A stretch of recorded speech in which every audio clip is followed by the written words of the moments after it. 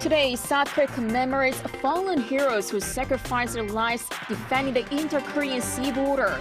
Marking the first Red Sea Defense Day since taking office, President Yoon vows a stronger alliance in response against North Korean threats.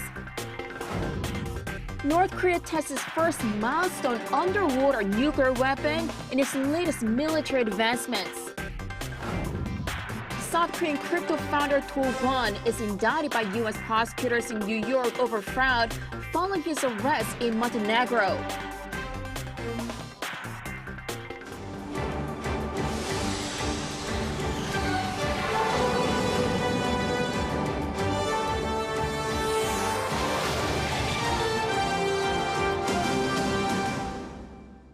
Good afternoon. As the country marks the 8th West Sea Defense Day, President Yoon Suk-yeol says South Korea will make sure North Korea pays for its reckless provocations by ramping up its response system against Pyongyang.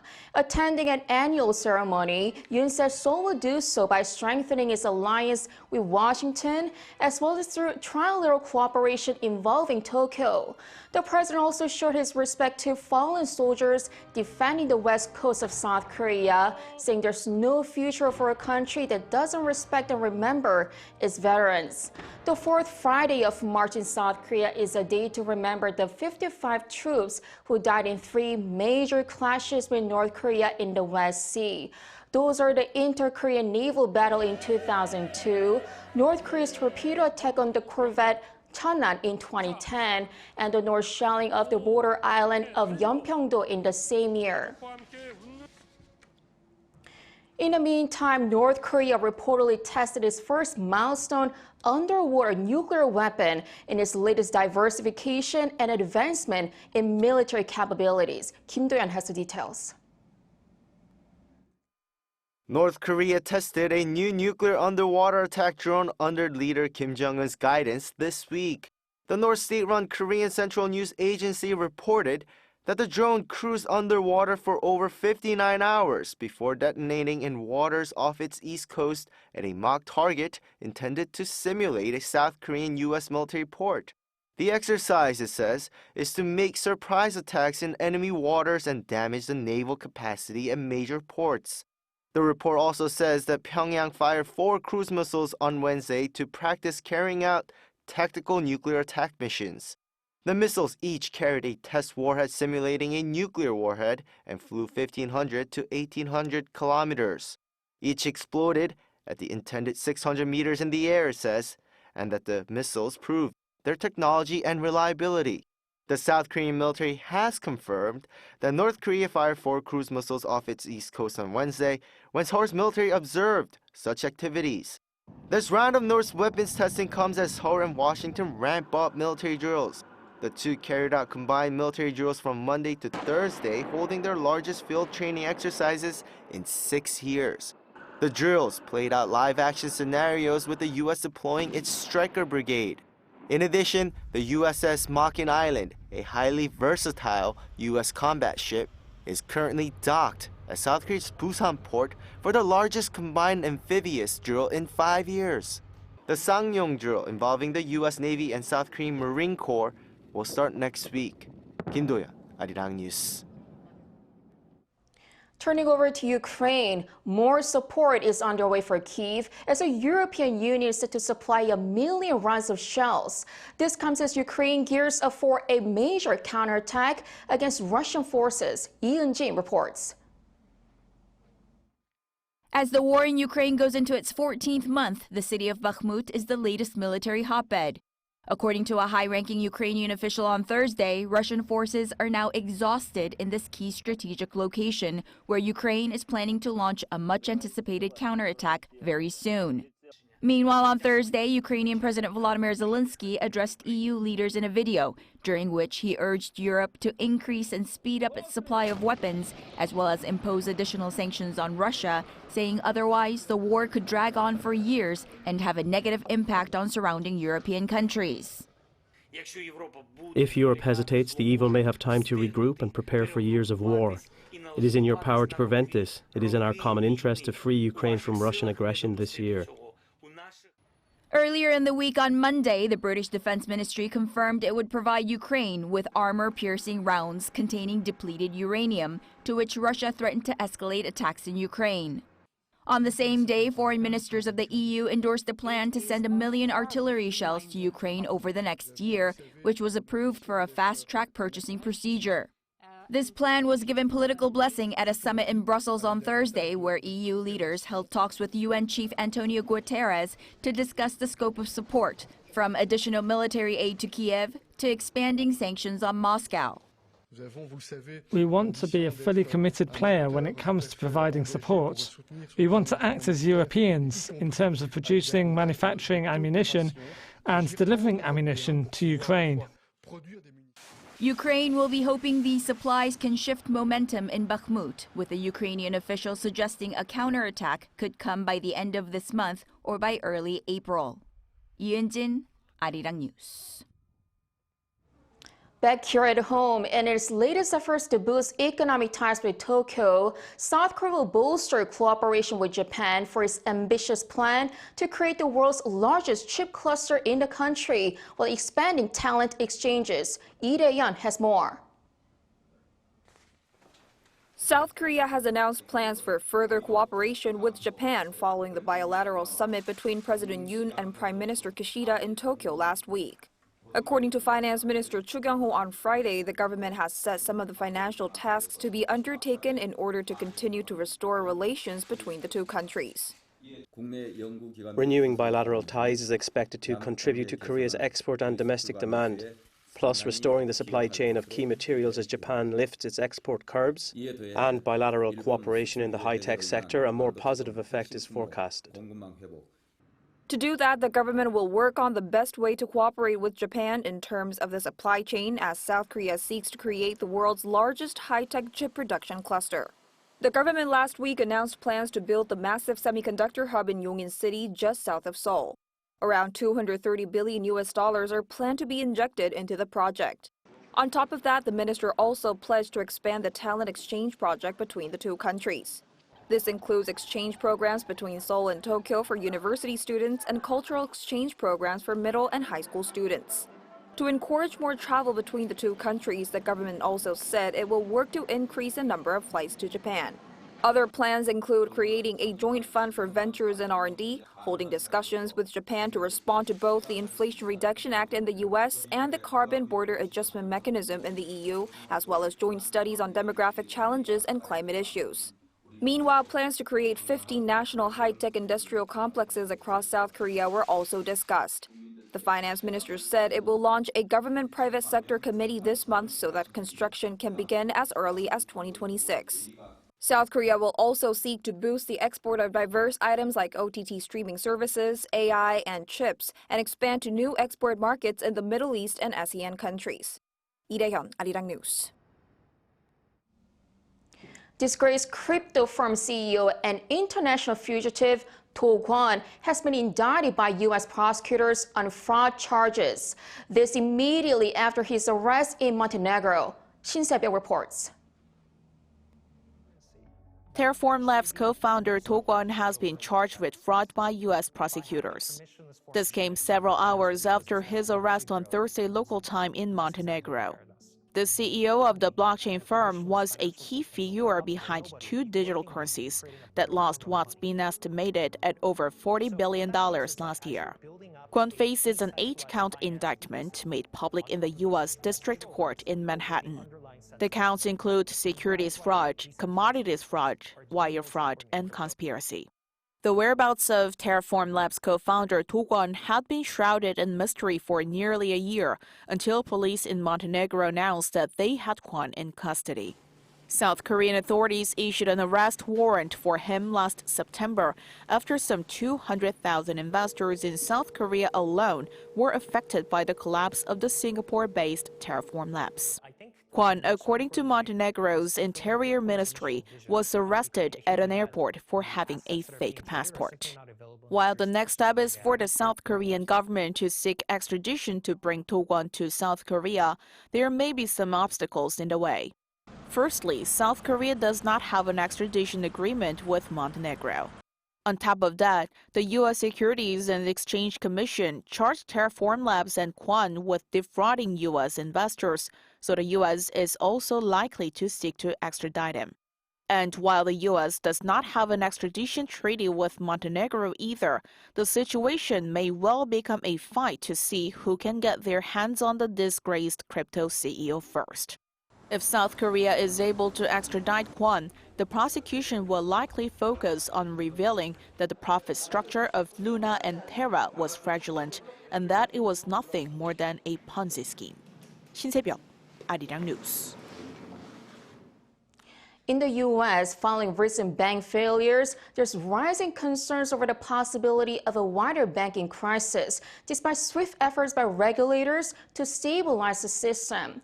Credit rating firm Moody suggested a possible scenario in which banks potentially refraining from providing credit to avoid risk.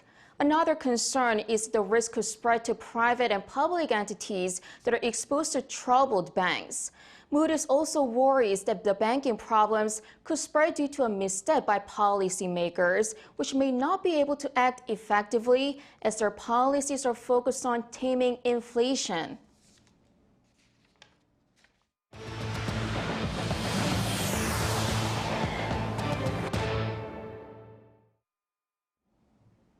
Now on to the 11 months of debate over the law scrapping the investigative rights of the prosecution that has finally come to an end. South Korea's Constitutional Court acknowledged that there were procedural lapses in the process of passing the bill, which was led by the opposition party. But the court rejected nullifying the effect of the law. Our political correspondent Lee Si-woo explains further. The Constitutional Court of Korea on Thursday ruled against part of the National Assembly's legislative process last year that reduced the prosecution's rights to investigate. 5 of the court's 9 justices ruled that the People Power Party lawmakers' voting rights were violated during the series of bills pushed mainly by the Democratic Party. The dispute was brought up against the head of the National Assembly's Legislation and Judiciary Committee and the Parliament Speaker by the ruling People Power Party lawmakers Yoo Sang-bum and Chun Ju-hae, as well as by Justice Minister Han Dong-un and 6 other prosecutors. The court found that during the legislative process, the head of the Legislation Committee violated the majority vote rule based on the parliamentary law and the Constitution. That's when the head did not allow debate in the committee and failed to keep a neutral position as the committee's presiding official. The committee head also chose lawmaker Min Young-bae to be part of the Agenda Control Committee. Ahead of the passing of the bill, Min, previously a DP member, left the party and became a non-partisan representative. His vote allowed the bill to pass with majority vote in the Control Committee. The court, however, dismissed the dispute brought up against the Speaker of the Parliament for promulgating the passage of the bill. It also did not nullify the promulgation of the passage. The legislative process involved the revision of 2 acts in April and May of 2022, just before President Yoon Suk-yeol took office also later in May. The acts are the Prosecutor's Office Act, which lays out the scope of duties of the prosecution, and the Criminal Procedure Act. The revisions reduce the types of crimes the prosecution can directly investigate from the previous 6 to just 2, corruption and financial crimes. Lee Si-woo, Arirang News. Seoul has returned to the top 10 in Global Finance Centers ranking for the first time in 7 years. According to the Global Financial Centers Index released on Thursday, the South Korean capital climbed to 10th place out of 130 cities, rising from 11th place in the last report. The index is released by a City of London think tank and the China Development Institute every March and September, and evaluates the future competitiveness of financial centers around the world. New York took the top spot, followed by London and Singapore. South Korea's second largest city, Busan, came in at 37th place. Global tech giant Apple's mobile payment system, Apple Pay, is now available in South Korea. In a country where 2 out of 3 people use Samsung Galaxy handsets, odds are on how the rollout of Apple Pay will change the dynamics of the market. Shin Ah-young reports. Apple Pay has finally entered the Korean market almost a decade after it was first introduced globally. iPhone owners can now use the mobile payment service without a physical card, just like Galaxy users. Thanks to near-field communication readers, Apple Pay can be used in convenience stores and large supermarkets like the one I'm at. But there are still many places where it can't be used due to the lack of NFC readers at other locations in South Korea. Also, it can't be used for public transportation yet. Even though other car companies could potentially introduce the service, currently only Hyundai car users can use Apple Pay. One expert gave two reasons for that. Apple Pay charges an additional 0.15% fee to a car company. There aren't many NFC readers in South Korea yet, so car companies are expected to wait for more NFC readers to be distributed before making decisions. Despite these issues, Apple Pay surpassed 1 million subscribers on the first day of its launch. I was considering switching to Samsung, but now that Apple Pay has been introduced, I'll probably keep using my iPhone, especially if the service expands to other cards. Meanwhile, Samsung Electronics on Thursday kicked off a collaboration service between Samsung Pay and Naver Pay, which is a major partnership between two leaders in online and offline payments. That means users of Samsung Pay can make payments using Naver Pay and vice versa for a more enhanced online and offline payment experience. Currently, Samsung Pay is also in a process of interlinking its service with that of another tech giant, Kakao Pay. Now that demand for in-store transactions is rebounding due to the lifting of pandemic restrictions, they might feel threatened by Apple Pay. But I don't think those partnerships will have a big impact on Apple Pay, as the winner will be determined by the convenience of Samsung Pay and Apple Pay themselves. Meanwhile, other pundits say that although Galaxy dominates the domestic smartphone market, the market share of Samsung Pay for mobile payments is only 24%, hinting that Apple Pay may only become a threat in the South Korean market if there was a significant increase in the number of iPhone users. 신하영, Arirang News. The 13th annual Medical Korea event is back here in Seoul after 3 years of hiatus due to the pandemic, under the theme of Journey for a Better Daily Life and Future. Kim Jung-sil tells us more. Ministers and ambassadors from around the world were in Seoul to celebrate the complete in-person return of the Medical Korea. K-pop idol Super Junior's Ryuk was appointed as an honorary ambassador for the event. Medical Korea focuses on offering a venue for global networks by inviting healthcare and medical tourism officials and experts from around the world. Here at the event, the experts are sharing state-of-the-art healthcare technology as well as discussing common values as a global citizen. This year's theme, Journey for a Better Daily Life and Future. The event also focuses on creating business opportunities for companies both in South Korea and overseas. Event organizer Korea Health Industry Development Institute said being healthy is a global common goal and that they hope people abroad can also benefit from advanced medical technology here in South Korea. I think Medical Korea 2023 is a venue to think about how to benefit global citizens with the knowledge and strength that we have. Keynote speaker and futurist for technology and healthcare, Jamie Mitchell, said South Korea could take a leading role in the healthcare industry. Korea has a state-of-the-art healthcare system, and so I think Korea has a real opportunity, not just for people in other places to come to Korea for great care, and it's not just great care in terms of healthcare, it's great care in terms of personal care. Visitors can also take a look at some of the state-of-the-art healthcare and medical products made by more than 800 companies. Each company promotes its take on new and exciting technology in biotech, health, rehabilitation, and even beauty. Those that wish to check them out can visit COEX until this weekend. Kim Jung-sil, Arirang News.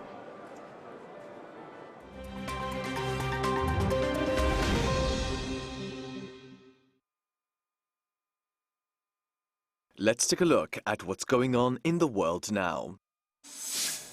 In the United States, the CEO of TikTok testified in front of Congress over multiple concerns surrounding the app. In a 5-hour-long session, the head of the short-form video sharing platform, Shou Jae-chu, was grilled by U.S. lawmakers. They had questions about the TikTok CEO's relationship to the Chinese Communist Party and the safety of the app for young users. The testimony comes amid a bipartisan push for the app to be banned in the U.S. over national security concerns. This is because of allegations that TikTok collects users' private data for use by the Chinese government, and that young people using the app are exposed to content that could be harmful. But Chu repeatedly distanced himself from the Chinese government, saying that it had no control over the app. He also defended the app, saying that TikTok has done its best to remove harmful content. Chu noted that content regulation is a common issue in the social media industry. Meanwhile, the World Athletics Council on Thursday voted to lift its 8-year doping ban on Russian athletes. But despite the decision, Russian and Belarusian athletes are still not allowed to compete at international competitions because of a separate ban over the invasion of Ukraine.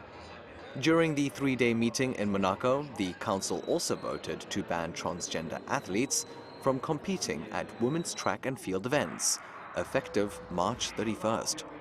The rule applies to athletes that have gone through male puberty, although the council said it would continue to consider the issue of transgender inclusion. World Athletics also tightened regulations for athletes with differences of sexual development, or DSD, a group of rare conditions that affect genes, hormones, and reproductive organs. Turning to Florida now, where an almost fully 3D printed rocket blasted off from Cape Canaveral on Wednesday evening local time. Built by startup Relativity Space and called Terran 1, the rocket was made from 85% 3D printed parts and was launched on a mission nicknamed Good Luck, Have Fun. But despite a successful launch, the 34-meter tall rocket failed to reach orbit and eventually fell back to Earth after its second stage engine failed to start. Still, the launch marked the first time that a rocket of this kind reached and survived Max Q, the point where a rocket experiences the most dynamic pressure. Looking ahead, Relativity Space aims to eventually have its rockets consist of 95% 3D printed parts. And finally, we may know more about what caused the death of iconic composer Ludwig van Beethoven. According to a research paper published on Wednesday, analysis of DNA obtained from hair of the German composer and pianist pointed to a genetic risk for liver disease. There was also evidence that he was infected with hepatitis B, which can cause liver tissue to become scarred. Beethoven was also known to drink heavily, and it's believed that these factors led to his death at the age of 56. Known for classical music pieces such as Für Elise, the composer had a number of health issues, including chronic stomach pain and progressive hearing loss that made him deaf in his late 40s. But his DNA has not yet provided clues into these conditions. Matthew Ashley, Arirang News.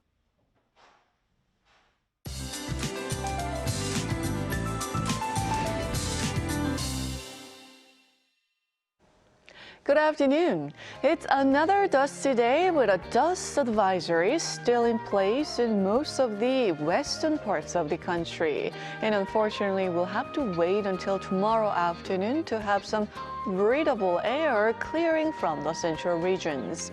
Unseasonably warm temperatures come to an end with a slight drop in readings, but still hovering way above the norms here in the capital. Meanwhile, a dry weather advisory has been reissued in some central regions. Southern provinces are covered with lots of clouds today, and Jeju is forecast to see rain into tomorrow morning with 5 to 10 millimeters in the forecast. Then coastlines along Jeollanam-do province will be quite windy all day today.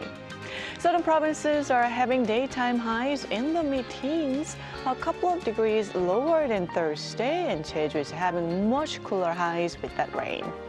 Now, temperature swings continue this weekend, and please check the dust levels before heading out.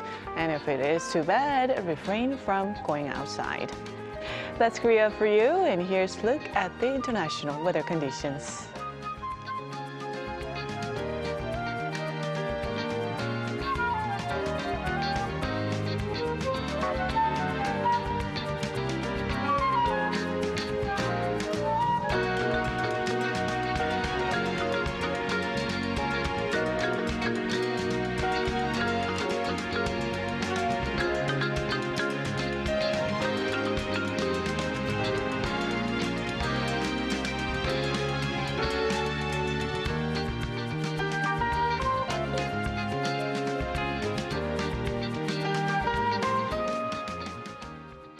Thank you so much for watching. Have a great weekend.